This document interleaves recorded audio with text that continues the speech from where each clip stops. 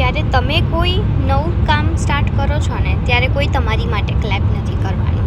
સાચું કહું તો જ્યારે હું આ ઓનલાઈન ડિજિટલ બિઝનેસ સ્ટાર્ટ કર્યો ને ત્યારે કોઈ મારા કામથી ઇમ્પ્રેસ નહોતું થયું, કોઈને ક્લેપ નથી કરી, કોઈએ બહુ સારું કામ કરી રહી છે એવું બી નથી કીધું. ઉલટું કેટલા લોકોએ મને પૂછ્યું કે આ ફોનમાં આખો દિવસ શું કરે છે, આમાંથી ખરેખર પૈસા આવે છે, ઘરે બેઠા બેઠા કોઈ સક્સેસફુલ બને. અને ઓનેસ્ટલી સ્ટાર્ટિંગમાં રિઝલ્ટ પણ ફાસ્ટ નહોતા મળ્યા મને, પણ એક વસ્તુ હતી, મને અંદરથી લાગતું હતું કે જો હું અટકી જઈશ ને તો આખી લાઈફ સેમ જ રહી જશે. એટલે હું રોજે જ થોડું કામ કરવાનું ચાલુ જ રાખ્યું.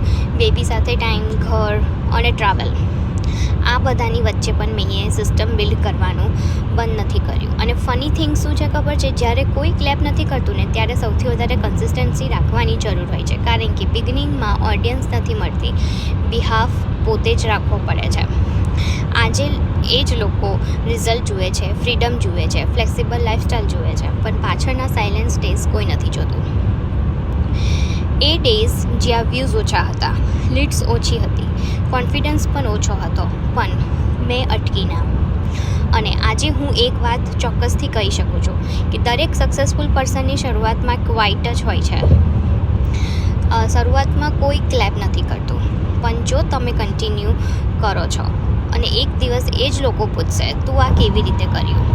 જો તમે પણ કંઈક નવું શરૂ કરવા માંગતા હોય અને હજુ કોઈ સપોર્ટ નથી કરતું તો રિમેમ્બર ધીસ, શીડ વાવીને ત્યારે અવાજ નથી આવતો, પણ જ્યારે ટ્રી બને છે ને ત્યારે બધાને શેડ જોઈએ છે.